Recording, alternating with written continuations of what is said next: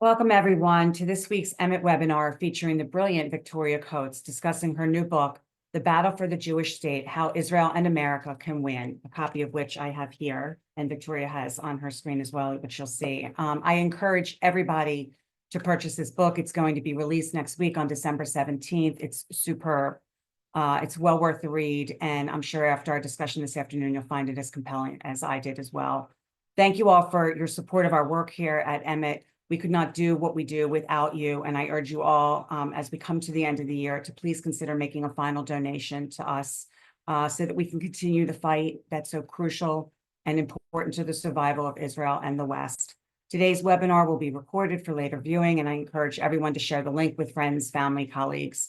If you have any questions for Victoria, you can place them in the Q&A function at the bottom of the screen, and I'll do my best to get to as many as possible. Please do limit your submissions to brief questions only. Victoria Coates is Vice President of the Catherine and Shelby Cullum Davis Institute for National Security and Foreign Policy at the Heritage Foundation. She is an academic and policymaker with senior experience across the U.S. government in the Congress, White House, Department of Energy. She previously served in the George W. Bush and Donald J. Trump administrations, as well as serving under Governor Rick Perry and as senior advisor for national security in Senator Ted Cruz's office. Her resume is quite lengthy, and you can find out more about Victoria's very impressive experience in the bio that was set forth in the invitation for today's webinar and on our website. I really encourage you all to follow Victoria's important work. So, Victoria, thank you so much for joining us today. And, I have to share that I really enjoyed your book, and I'm looking forward to our discussion about it. Thank you so much. So, on a personal level, I'm actually really thrilled that you wrote this book because Liz Cheney asked me back in 2009 to write a white paper for her, which turned out to be over 6,000 words, on why why Israel is such a critically and strategically important ally to the U.S. Your book is very important in sharing that information on a much further and wider scale, and to explain to the American people why also the Obama, Biden, Harris policies of daylight between our two countries has been disastrous and resulted not just in October 7th, but in the turmoil that we're seeing more broadly in the Middle East. So can you spend some time first discussing why Israel is such an important and strategic ally to the national security of the United States in the context of the important point that Ted Cruz set out in the foreword to your book, that the objective of Israel's enemies is not just the annihilation of the Jewish homeland, but also Western civilization with America at the helm? Absolutely, Lori, and thanks to you and to Sarah and to all the warriors who make Emmett such an indispensable organization for those who value the U.S.-Israel alliance. And our association goes back over a decade, and I've been proud to be in the trenches with y'all. So, the battle for the Jewish state came out of, my feeling like not vast majority, but certainly the majority of Americans, well over half and bipartisan in their responses, support the U.S.-Israel alliance. This is a broad, deep support, but a lot of Americans don't actually know why. They want to be supportive. They know it just reflexively that they like Israel, they like the things that Israel is doing, but they don't understand why. And, that I think is in some ways part of the fact that over many of our lifetimes, Israel has gone from being a very young, beleaguered country to being a very well-established, powerful country in the top 20 of any ranking of influential nations. And so, that is a trajectory and has gone from tremendous dependence on the United States to a path toward independence, where Israel and the United States will act more like the United States and the United Kingdom, for example, or the United States and Japan. And so, looking at the events since October 7th, and interestingly, last year, we had an event scheduled for October 23rd. And which was to examine the U.S.-Israel alliance at 75. And so we had that on the books when October 7th happened, and Ambassador Ronald Lauder was already scheduled to come be our keynote, and he was going to talk about his Marshall Plan for the Middle East. And when October 7th happened, he threw that out the window and gave a really impassioned address. It's one of our highlighted speeches at Heritage, so you can find it at heritage.org, about how he could no longer remain silent. about just the rampant anti-Semitism in the United States and the importance of the U.S.-Israel alliance. So in actually the second chapter of the book, the first chapter is how did we get here, essentially? How did we get from October 7th to Hamas supporters on the streets of America, which I think has befuddled all normal, decent humans. But the second chapter does a deep dive into the history of both Israel and the alliance. You meet a lot of interesting people, from Albert Einstein to, the early leaders, Chaim Weizmann, for example, of Israel, and their incredible contributions through the successive American presidents who sort of addressed this alliance and its shifting forms, most prominently from Reagan through President Trump and then President Biden. So I think that history lesson, and I tried to treat it kind of like a 101 course, not too much information, but a foundation that you could build on if you're interested, that just gives, normal Americans the ammunition to defend this alliance. Yeah, I think that current events as they're playing out also, and I'm sure we'll get into it in our discussion, certainly help lay out why, that the work that Israel's doing and on behalf of the United States, and we can get into that, but it's really important for Americans to understand. And I loved your chapter on the 101 history, because it goes in enough to explain things without feeling like you're sitting in a whole semester classroom to learn this stuff. But so, in the context of the history of the relationship, you shared that you've touched on some of the historical policies that brought us to where we are today, but can you share with our audience some of those and the pattern of failures that certainly date back to Bill Clinton and George W. Bush, but also more recent policies of both the Obama and Biden administrations, which played a central role in the lead up to October 7th. And, some of those policies that have since abetted Hamas's plans to eradicate Israel, including Obama's notion of unconditional support of Israel being a failed policy of the US. That was Obama's belief, and that a partnership with Iran was the solution. And then, of course, Biden's reversal of all things Trump.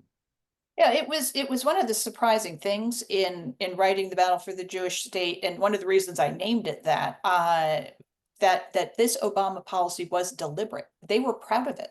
They said it openly, that the George W. Bush policy of no daylight between Israel and the United States had failed. It had not brought peace. Even Secretary Rice's sort of last-ditch effort at the United Nations, in which I say there is a shameful history, bipartisan history, of trying to get to the United Nations in the waning days of an administration to get a kind of a win on this. And she supported a resolution very similar to the one that went through last spring, condemning Israel for the violence in Gaza.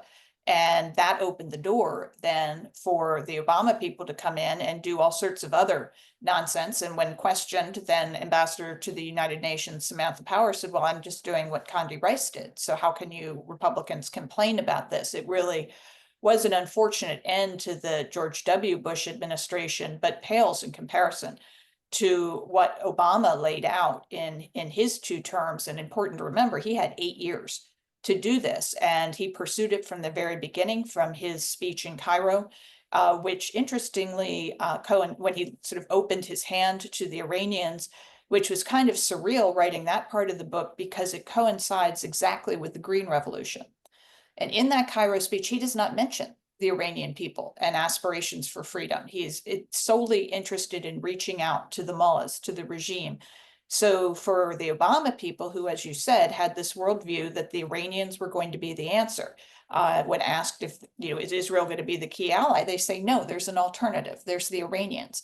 And so once you've espoused that worldview, it's inconvenient to have hundreds of thousands of Iranians clamoring in the streets for a change, for democracy, demanding to know where Obama is. And I remember living through that myself, just thinking, this is so bizarre. I mean, why isn't he saying anything? This seems perfectly on brand for him. And he didn't. And we had John Kerry writing a truly extraordinary op-ed at the time, I believe in the New York Times, it's footnoted in the book, about Obama's brilliant strategic silence. how by saying nothing, by not encouraging them, he was going to give the implication that the United States wasn't behind the protests, and otherwise we would get blamed for them. Well, guess what? They blamed us for them anyway. I mean, that's what they're going to do. And so you might as well embrace that and get as much as you can out of it, because it's going to happen regardless. And going through the Obama years, because then I joined the Senate, and Senator Cruz was a great leader trying to combat all of their nonsense leading up to the Joint Comprehensive Plan of Action, the JCPOA. And I would just add, no one's ever explained to me exactly what that means. What is a Joint Comprehensive Plan of Action? Don't know. And nobody seemed to be in a hurry to explain, as I said. That we then saw what happened when you relaxed all the sanctions on Iran, when you tried to welcome them into the world community. John Kerry went around Europe trying to get the Europeans to invest in Iran, to increase their income. He assured us, and again, this is all footnoted in the book if you want the ammunition, that the Iranians were going to use the economic windfall to cure cancer. And so that's how we ended things with that administration in 2017 when President Trump was inaugurated. And, we know what happened next. All of that money got poured into their military, all got poured into their terrorist proxies. We could see it when we came in, dollar for dollar. No money was spent on the Iranian people and the improvements they so desperately need in their country. And they have all sorts of disasters going on, environmental disasters, labor disasters. You don't hear a peep about this out of the Democrats, who you would think would be the champions of the environment and the champions of organized labor. But no, they don't talk about that because they're too busy trying to cozy up to Tehran. So I think we had a really good foundation there of why that policy didn't work, which in a way makes it all the more befuddling that 4 years later, Biden and Harris went right back to the same policy with the same people. It's the same people. It's the same team. And even Kerry was brought back. So one of the things that I find truly mind-boggling is this whole notion of a two-state solution post-October 7th. And when I was in Israel this past February, it was almost a year ago, and I met with left, right, center, and they all understood that October 7th destroyed any possibility of a Palestinian state. And yet almost from day one, after this horrific massacre, barbarism, Biden and his foreign policy team, members of the UN, Arabists across the world started calling for a two-state solution, which is simply insane. And you stated in your book, quote, Americans writ large may find it difficult to believe that Hamas's savage terrorist attacks could fuel a bid for statehood in the court of public opinion, but that is what is happening by design. Where do you think, Victoria, that this will lead now? And do you think that Trump will play a role in any future proposals as he did with his deal of the century, which was quite different, obviously, than what Biden and Obama have been pushing? No, absolutely. And I think President Trump is very clear that we can't put the genie back in the bottle. And I talk about this a fair amount, both in the first chapter and the last chapter, about his experiences coming into office. He really lays the predicate for his approach to the Middle East in his 2016 AIPAC speech, which when you read it, really lays out what he's going to do. And nobody, it's an interesting scenario because everyone assumed Trump was an anti-Semite. I mean, Ivanka and Jared notwithstanding, that was the impression in 2016, and that he didn't care about Israel, and he almost got boycotted at AIPAC. And a lot of members were very angry that he had even been invited. And then he gave this extraordinary speech. I know Jared had a big hand in it. David Friedman had a big hand in it. But it was the president's speech, and he delivered it convincingly and got a standing ovation and a public apology. And I think at that point, the pro-Israel and Jewish communities realized they really had a champion in Donald Trump, and that was, I think, a really important signal to send the world that things would be different. And he entered office willing to listen to the Palestinians. President Abbas came to visit him that spring after Prime Minister Netanyahu came. They had a very cordial visit, and President Trump said, let's see what's possible, and directed primarily Jared, Jason Greenblatt, David Friedman to spearhead that planning. I was at HR McMaster's direction, the NSC connection between that team and the NSC, so providing them with various, support, intelligence, that staff, that kind of thing. So we worked on it really hard for a good year and came up with a good faith proposal, which certainly was not a two-state solution. But if the Palestinians entered into it in good faith and built institutions, that could have been contemplated down the road. But of course, they refused.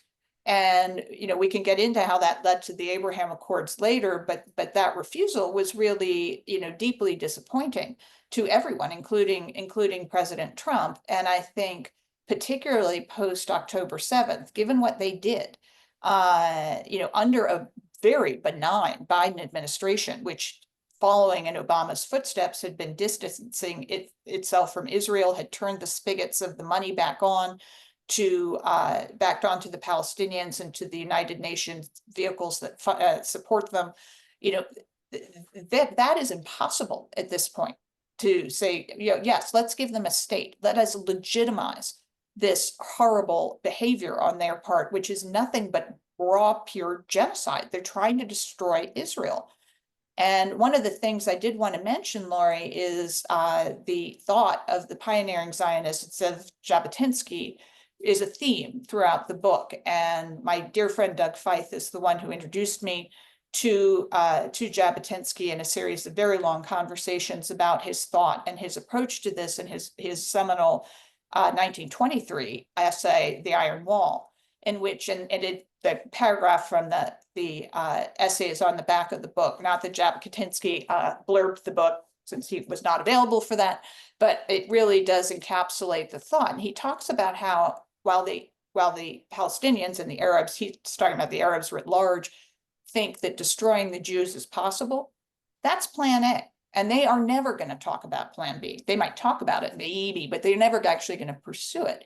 And it is only when plan A is deemed to be impossible that, I'm sorry, the Jews are not going away. He was anticipating a state of Israel. That's not going away. Then they might get to plan B. And they might be able to, and he talks about how in good faith, Jews and Arabs can negotiate, things like citizenship and, territorial issues. All of these things can be on the table and they can come to good faith resolutions, but only as part of plan B. The Palestinians clearly on October 7th are not at plan B yet. They are still completely dedicated to plan A, to the genocide. And so until that changes, I would be shocked if President Trump really thought there was a viable path to some kind of grand deal with the Palestinians. So let's just stay on that for a second, because I was actually going to ask you about the Iron Wall and Jabotinsky's 23 speech. You state in that context in your book, if a president of the United States ever decides to acknowledge the actual truth and unequivocally declare Israel's victory, the sad history of U.S. engagement in Vietnam may not need to play out again in the Middle East. Can you elaborate on that and really explain what you mean by that? And do you think that 4 years of a Donald Trump presidency, assuming that it's very similar to his first term, will get the Palestinians to the point of a plan B? I mean, I know you just said that there's real, they're going to have to get there, but Trump, Trump treated them as if they had lost this battle. So what are your thoughts on the next 4 years? Well, and he has elaborated on that recently, like over the last maybe 36, 48 hours, that yes, he wants the war to wrap up. He wants it to end, but he wants it to end in Israeli victory, because he does not want to be going around this bush again. None of us do. This is too destructive. It's too horrific.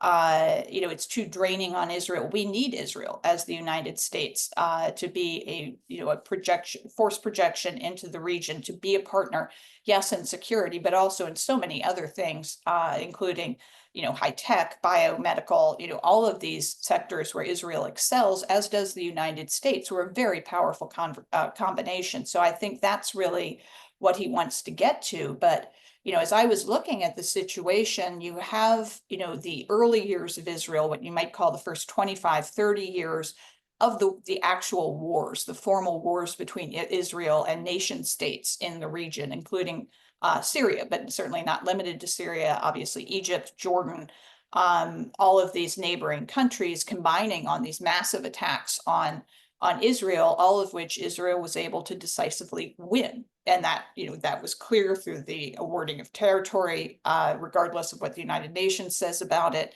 and, an actual victory. And so when the Arabs around the middle of the 1970s decided they didn't enjoy that very much, they were going to stop doing that. Unfortunately, they then turned to the Palestinians as their mechanism of choice. And I had spent a lot of time in the book on the speech Yasser Arafat gave, whatever it was, I did 1974, so just 2 years after the Munich Olympics events, 1 year after the 73 war. He is invited to the United Nations to give a speech at the General Assemblies, and he stands, they don't let him sit in the head of state chair, but he stands beside it and puts his arm on it. And the New York Times talks about his desert chic and, oh my gosh, this is so great. But what they're giving him are the trappings of a head of state. They're suggesting that this terrorist is the leader of a de facto nation.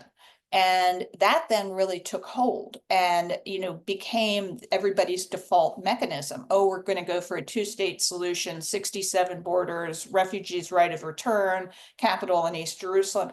I'm sorry. I mean, that just repeating that over and over and over again does not make it so. There's a reason those borders were untenable in 67. There's no way Jerusalem's going to get divided up at this point. The dirty little fact of the matter is the United States has never had a consulate in East Jerusalem because they've never been able to establish the required security to have one. So the old consul general that was the conduit to the Palestinians, for everyone who knows Jerusalem, isn't anywhere close to the Green Line. It's beside the King David, essentially, right down the road on Argand Street. So, that is just a fiction. And so, but that was able to take hold. And then the Oslo process, which was so, ballyhooed, and that was again a George H.W. Bush and Bill Clinton brainchild, and that was going to put us on the pathway. It put us on the pathway to failure because the Palestinians are not a state, they're a cause.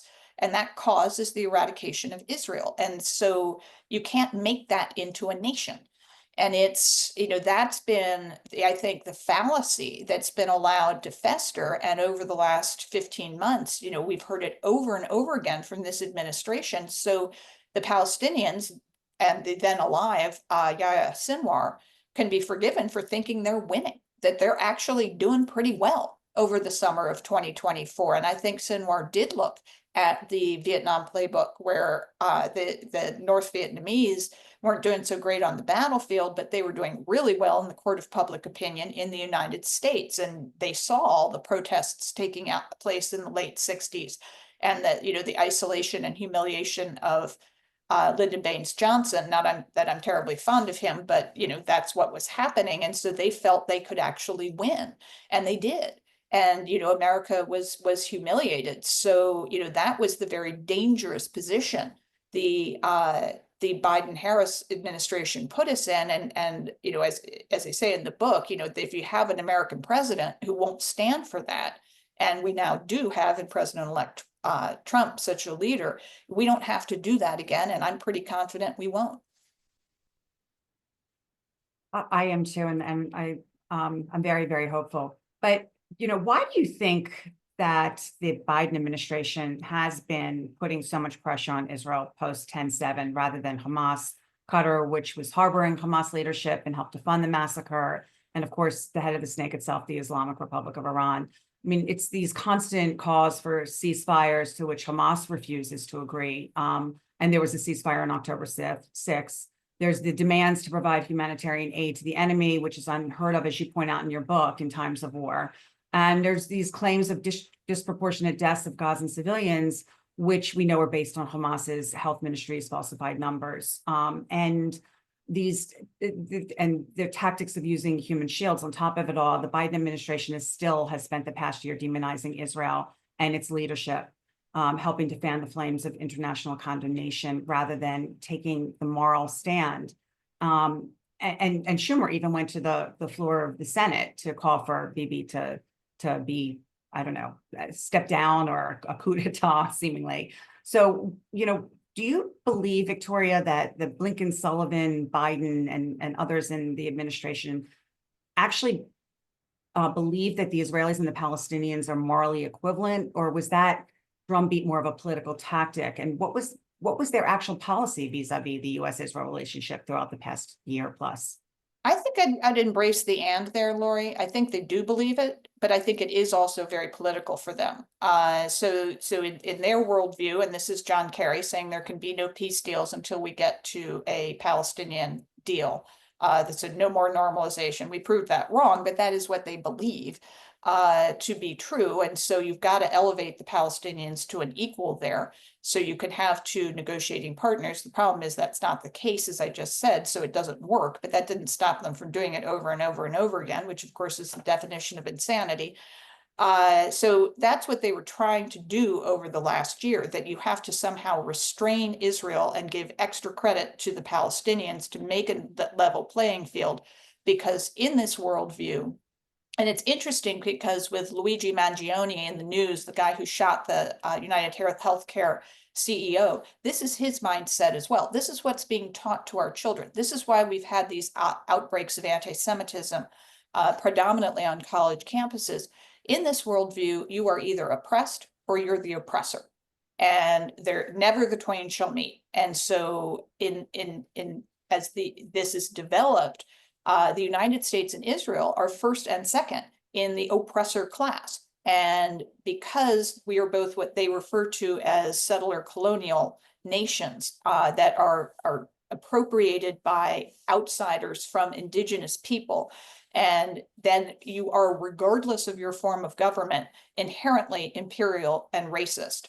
So it doesn't matter if you're a democracy of 76 years, in Israel's case, or about to be 250 years in America's case. No, you're still imperial and racist, and every action taken against you is legitimate. And to save your audience, because they don't want to do this, I did a deep dive into some of the curricula in which this is being taught, and some of the peer-reviewed, very highly respected journals that are producing this gobbledygook of international law declaring the illegitimacy of Israel. You know, it starts there, but they're coming for the United States. It's like the Iranian setup of little Satan and great Satan. Well, we're both Satan. So you start with the smaller, easier one, and then you come after the big one. And the political problem then, to circle back to your question, that the Biden-Harris vote came up against, is this is the predominant view of many, many 18 to 29-year-olds, which is a critical voting bloc for them, much more important than Arab Americans. I don't think this was well understood during the election.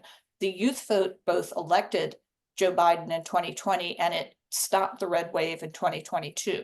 And you know, those demographics and trends are all in the book about how that worked. So they knew they couldn't win the election without that critical group of votes. So for them, pandering to the Palestinians is both the morally correct thing and the politically expedient thing. So boy, did they double down on it. Yeah, I didn't actually think about that, but that's an excellent point. And I can tell you that when my daughter was in a senior in high school, and I'm going back probably close to 8 years ago, she was handed Karl Marx's A Communist Manifesto to read in her econ class. And it's frightening, because this is K through 12 also. It's not just people who are focused on college campuses, but you do focus a lot on this cultural Marxism and the role that critical race theory has played in the attitudes and animus towards the state of Israel. Are you know, how do you see this playing out going forward? I mean, it's not just, yes, it's the academy, but it's also the media. And the media are propagating this horrible narrative of oppressor oppressed, you know, Israel bad, Palestinians good. And they disdain Judeo-Christian values, as you also point out in your book, as well as American exceptionalism. So where do you see this all going, not just over the next 4 years, but can it be reversed? Oh, I think it can. And I think if November 5th taught us anything, it's that the majority of the American people are on the side of reversing it, that it has gone too far. And my dear friend, Mike Gonzalez, who works with me in the Davis Institute, and our mutual friend, Katie Gorka, have written a wonderful book called, as you said, Cultural Marxists, detailing this larger social movement towards critical race theory, towards diversity, equity, and inclusion, all of these kind of artificial mandates for variety that are being imposed on us that has just gone way too far. And, Americans who want to be tolerant have been kind of tricked into saying, well, if you're going to be tolerant of, say gay marriage, which, was a pretty consensus view amongst the American people 10 years ago, that we were ready for that. And that was good. And then suddenly we arrive at this radical transgender movement, which is coming for our children. Like, whoa, that's not what anyone signed up for. And, I think also there's been some buyer's remorse against some who want to be sympathetic to the Palestinians. And then, whoa, how did we get to October 7th? That's not what we signed up for. So I think there has been a swing of the pendulum, a recognition that this is destroying academia, as you said, the media. I would add corporate America into that mix, which has gotten very involved in these movements. And you're seeing a rejection of that from parents who don't want to send their kids to these schools, towards news consumers who are turning to other outlets. The outrage in the established media over the podcast influence over the 2024 election, I thought was fairly amusing. And, then shareholders no longer allowing, these extreme views to be expressed by the companies that they own through their stock. That is really encouraging, but we have to get after it and not just assume because President Trump was elected, everything will just naturally flow from that. I think we are looking at, starting on January 20th and even before, a period of really concerted work to make sure we institutionalize a more reason-based approach, which will, rather than attack and undermine the US-Israel relationship, will bolster it and make it stronger. So I think tied into this is what we're seeing, this global anti-Semitism really flourishing. And while most in the West and America just have suddenly woken up to it, you and I, have been in the trenches fighting this for quite a number of years, maybe up to 2 decades. You actually quote Albert Einstein from 1935 in your book, and the hostility, you discuss the hostility he faced at American universities after he arrived in the US. And he wrote, quote, "Unfortunately, the current Jewish leaders do not comprehend the seriousness of the situation, similar to the German Jews in the time before Hitler. They believe that they are able to put an end to the problem by being silent and disregarding it, and they thus miss the time for creating places of support." Then you fast forward to post October 7th, the world we're in today, where the genie is out of the bottle. And it seems like anti-Semitism is actually acceptable, as it, these flagrant anti-Semites who hide behind their keffiyeh enveloped anti-Zionism claim that they're not anti-Semites, but we know that that's the same thing. One of the quotes that you wrote in your book that you said is, "The great lesson of the Holocaust should be that anti-Semitism is a noxious cancer that can corrupt and consume a great culture. It is tolerated and justified at our peril. We cannot assume that pledges of never again will effectively combat anti-Semitism. Each generation must confront it anew." So you spend some time on anti-Semitism in your book. And are you worried that we're repeating history in both the diaspora, and that diaspora Jews and Israeli Jews are slow to recognize this? And also, Victoria, you make some terrific suggestions about what we can do to fight this. So I'd like you to touch on those as well for our audience, please. No, I think it's critically important. And I think the issue is here. I don't think we've slid into, obviously, Nazi Germany, but I think the possibility is there. And if there is a silver lining to the post-October 7th period, it's that they have revealed themselves. It was very much as if they were waiting for a signal out of the region to come springing out. And the protests start, I believe, on October 10th, if not before, at Columbia University, and spread from there. And there's barely been a campus untouched by it. I have a child at Hillsdale. They have not been touched by it, but pretty much everybody else has. And the acceptance, as you said, of this, it's become fashionable. Yes, you have the keffiyeh and the COVID mask. And these are all the young people that are in the Biden administration, who all joined joyfully because they felt their worldview would be expressed by this administration, what they had just been taught in college. And so I think it is not enough, although we now have a president-elect who's obviously not an anti-Semite, who has observant Jewish grandchildren. It's not enough to just have someone who's not an anti-Semite. You have to have somebody who is going to actively stand up against this. And I'm very encouraged by some of the things I've heard from President Trump, not surprisingly, in terms of what he's going to do to hold academia in particular accountable, because he holds a lot of that funding at risk. He can hold it at risk. And as a former academic, a broken down academic, if you will, I can tell you the one thing they care about more than parking spaces is funding. And so if you start informing the rest of these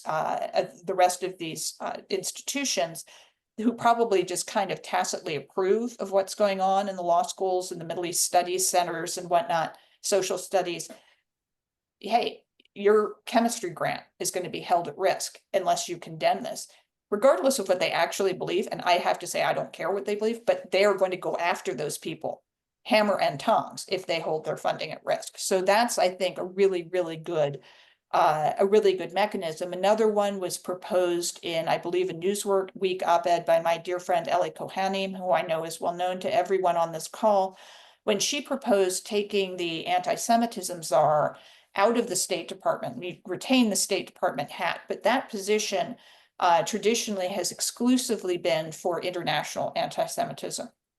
You move that person for a period of time into the White House, you make them also an assistant to the president.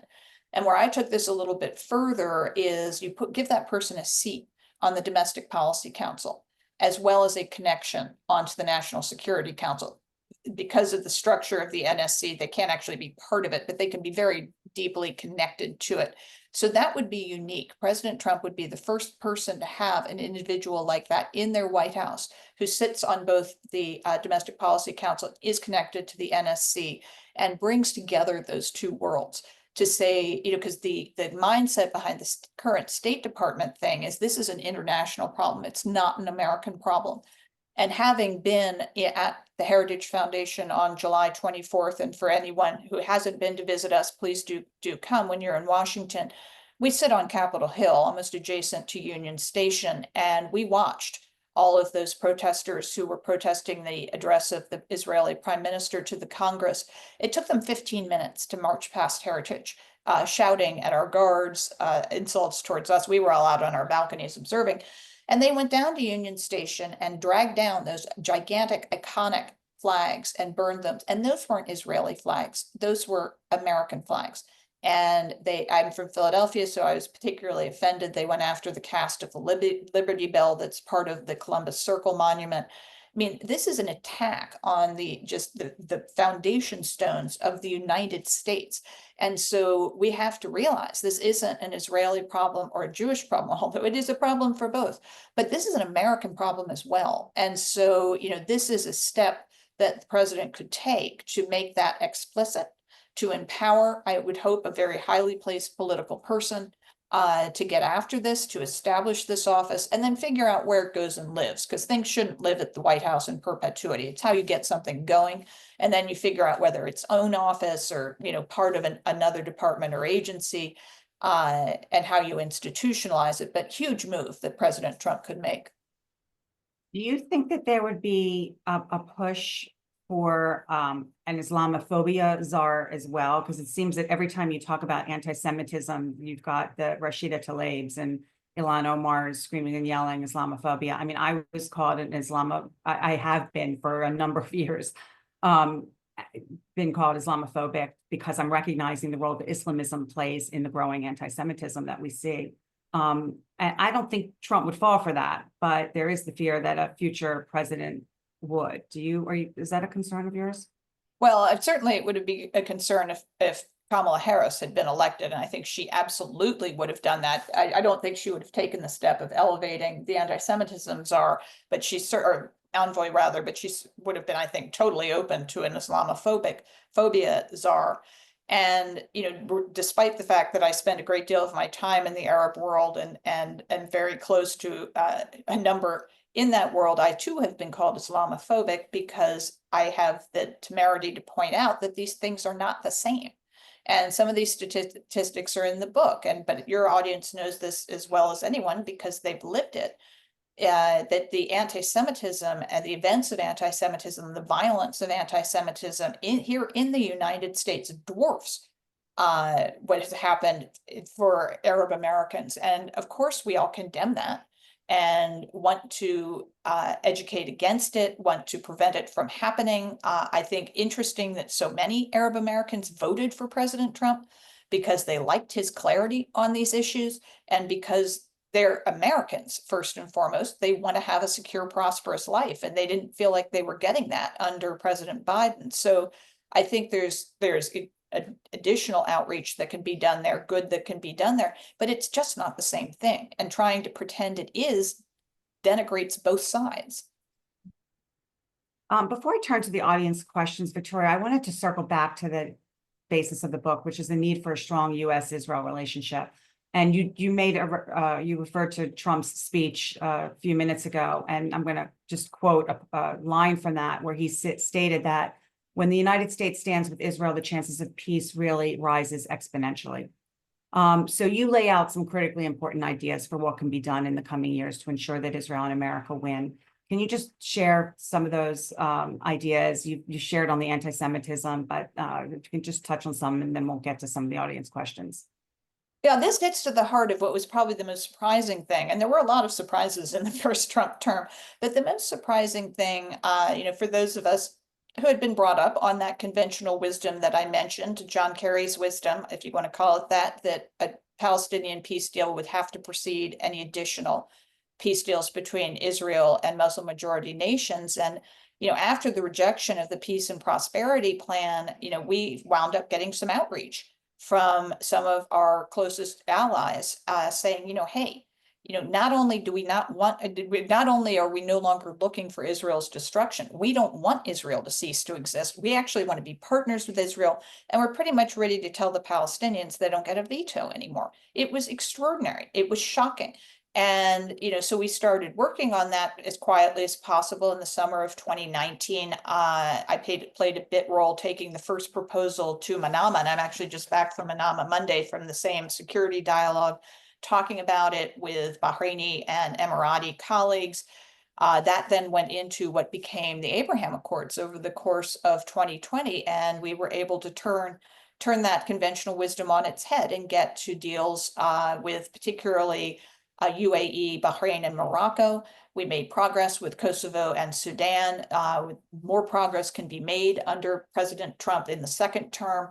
We have, a very warm relationship between Israel and Azerbaijan. I would love to see Azerbaijan get an Abraham Accords on top of their existing diplomatic relations to expand that relationship. And of course, we can now talk openly about the thing we could only have whispered about 8 years ago, which would have been a U.S. Or an Israel-Saudi deal under U.S. leadership. And one of my favorite stories from the book, which comes in chapter 4, I call it the Chevron effect, because this was after I left the White House and was at the Department of Energy, was living in Abu Dhabi in the summer of 2020, in some ways as a kind of security blanket.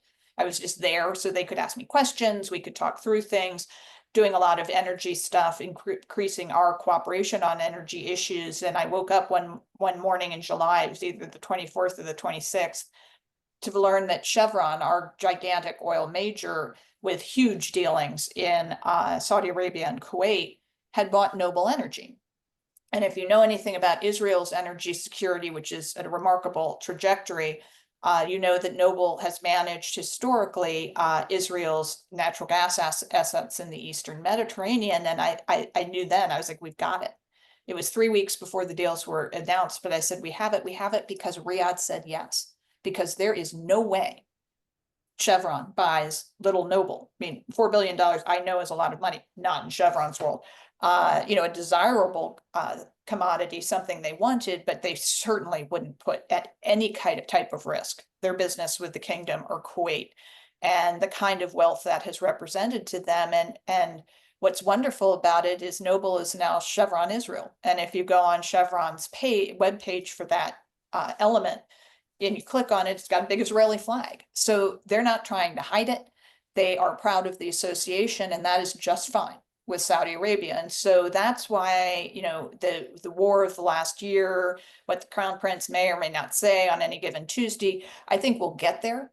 And that is just huge progress. That's really life affirming. And the fact that the accords have endured over the last year. When we were in Israel, we just back from Israel, but a previous trip in July, we met with the Emirati ambassador to Israel, who's in the office every day. He is maintaining his residence in Israel. He's kept saying, I'm not going anywhere. I'm here for the duration. I'm here to help. And he is doing his best to be constructive. That is a huge achievement for President Trump. And my expectation is when he's back there, he has the confidence of both the Israelis, certainly the current government, but I would say any Israeli government would have a lot of confidence in President Trump. And the Saudis likewise have very strong confidence in President Trump, as do our other partners and allies. So I think that is going to be the magic sauce. I don't know when, and I don't know exactly what it'll look like. It could take a lot of different forms, but I think that's definitely in the cards. And that, after a very, very hard year, obviously, along with the election of President Trump, gives me a lot of hope. So it was my understanding that the Trump administration was very close to actually a Saudi normalization deal, and then he lost the election. And so we know what happened when Biden came in and treated the Saudis like a pariah state. They don't like. But when Biden did wake up and realize that he needed the Saudis and then started to push again for this normalization so that I guess he could win a Nobel. One of the things that he, I believe, it's my understanding that Biden added to the negotiations was a Palestinian state. Two people have asked in the Q&A about this, not just the Saudis pushing for the state, but Mossad Boulos, who is Trump's nominee as envoy to the Middle East. He apparently advocates for a Palestinian state also. So what are your thoughts about that? Well, it's a little different. Steve Witkoff is actually going to be the special envoy for the Middle East, and Mossad Boulos is going to be a special advisor to the president, I believe is the term for him, for the Middle East, primarily focused on Lebanon.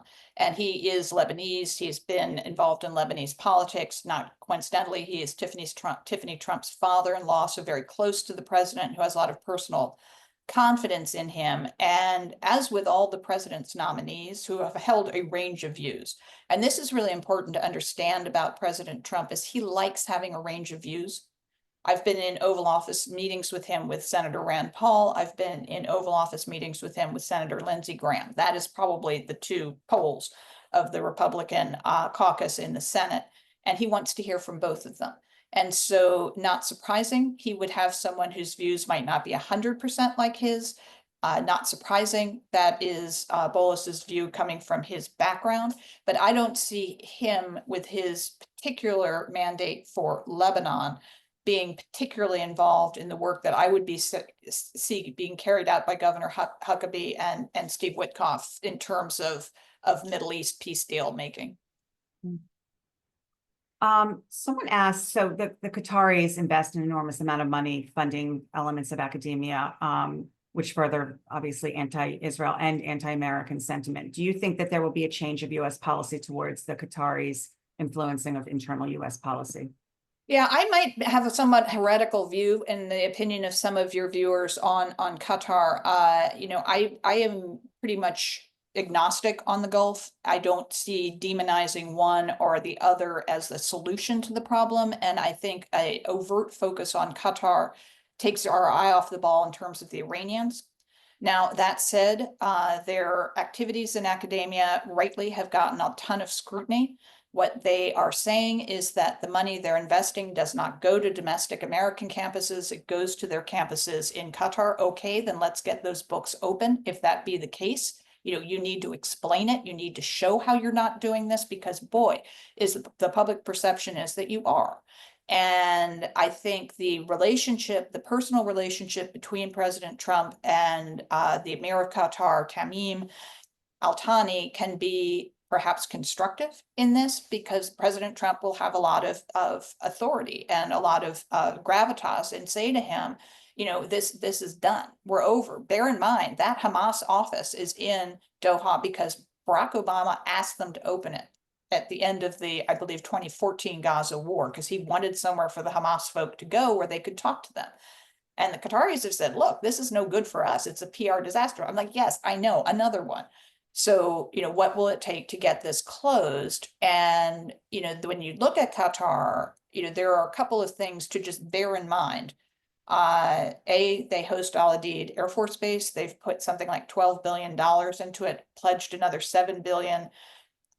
That is not on the table for anybody else in the Middle East, and we need that base. So you could move it, but you've got to realize moving it is going to cost you a lot, and I don't know where the better location is. It is possible, but just we need to do that strategically.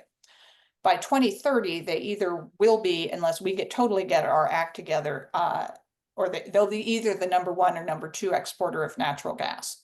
This is going to be critical to global energy security. And I was just reading a significant report by our incoming Secretary of Energy, Chris Wright, who wants to replace net zero 2050 with energy security 2050. And natural gas is going to be a huge part of that. We obviously will be a competitor in that as another huge exporter, but we're going to need all that product in the market, on the market. And I would like to be able to coordinate with the number 2 producer.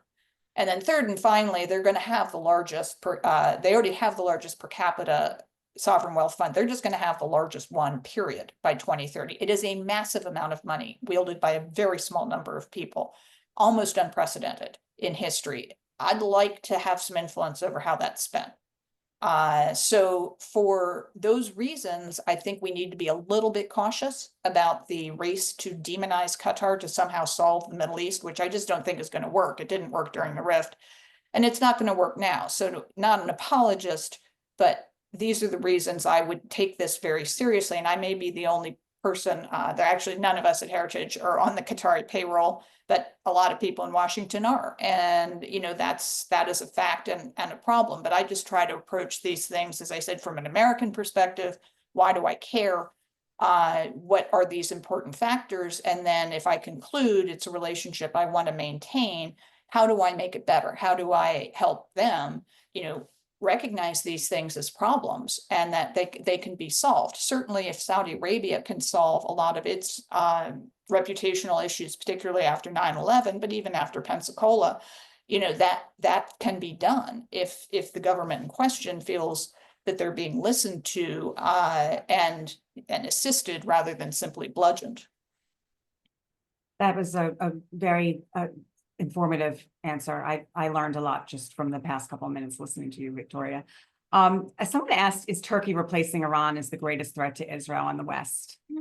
This is another really difficult situation, because in Turkey, we have obviously a fellow NATO member. A lot of people say, why don't we kick Turkey out of NATO? Well, you can't. If you look at the NATO charter, there is no mechanism. You can voluntarily leave, but you cannot be expelled. And so that's not an option. They have the largest army in Europe. That is another just fact that they're flexing right now, as a matter of fact. And historically, Turkey has been a huge asset to the United States as this kind of liminal country between East and West, particularly under Ataturk.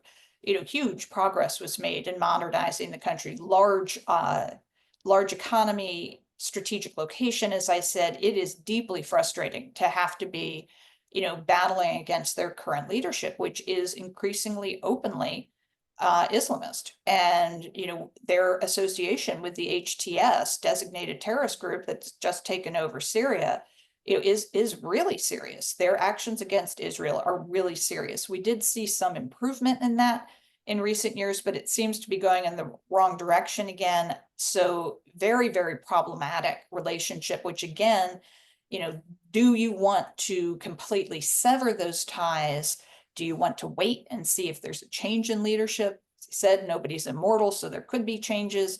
The Turkish people might take things into their own hands. Erdogan had his worst election in years recently. Is there a possibility of getting to a better place? I'd like to see that. He's been a real problem for more than 2 decades. I have no illusions about that or any of the folks around him. But it is a very sticky situation, because of these additional considerations beyond just, do I like Erdogan? The answer is no. But do I have these issues with Turkey? Yes, I do.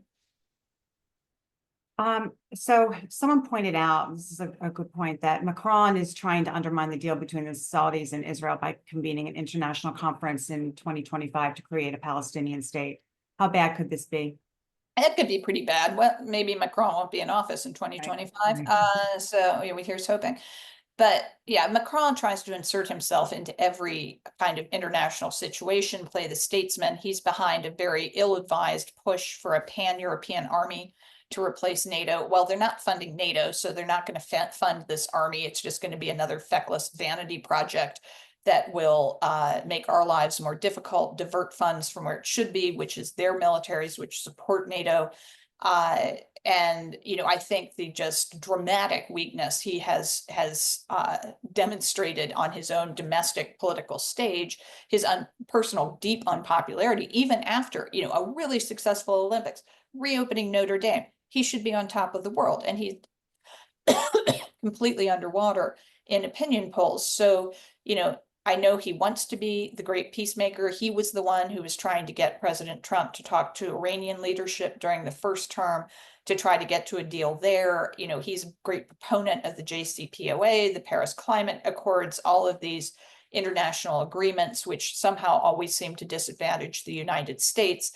I think it's ill-advised. I hope he gets talked out of it. But even if he does do it, I can't see it actually going anywhere, because anything it comes up with will not be binding, and heaven knows they won't invest in it.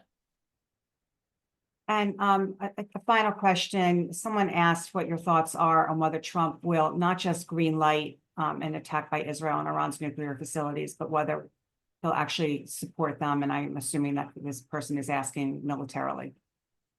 Yeah, I think the short answer is I don't know. President Trump rightly is very cautious about military engagements in the Middle East. That said, he did greenlight 2 attacks on the noxious Assad regime after they used chemical weapons on their own people in 2017 and 2018. Then they stopped doing that. Amazing. He greenlighted the action against Qasem Soleimani in January of 2020, didn't result in a war with Iran. I think, he and his new team are going to have to get briefed up. One of the big differences between 2021 and 2025 is going to be where the Iranians are on their nuclear program. When we left, they were under 5% enrichment with less than 1,000 centrifuges. Now they are right up there near 80% enrichment, which is close to weapons grade. Anthony Blinken said over the summer that they were 1 to 2 weeks from breakout. They've been working on their missile program assiduously. They've taken no consequences for many, many tests during the Biden-Harris administration. So the danger is, we may be out of non-kinetic options. I just don't know the answer to that. And, if that is the case, I think there'll be a very serious planning process. The good news is it'll be in conjunction with our Israeli allies instead of in isolation from them. And a decision will be made about what has to be done, because the president has been very clear that he does not want, that he has been explicit that Iran will not get a nuclear weapon on his watch. He has a very personal, I think, well-founded horror of nuclear weapons. They are indeed terrible. And so that'll be a decision for him. I wouldn't want to get in front of what he, tactical choices he would or would not make, but it is going to be a very serious thing and maybe imminent in the early days of the administration.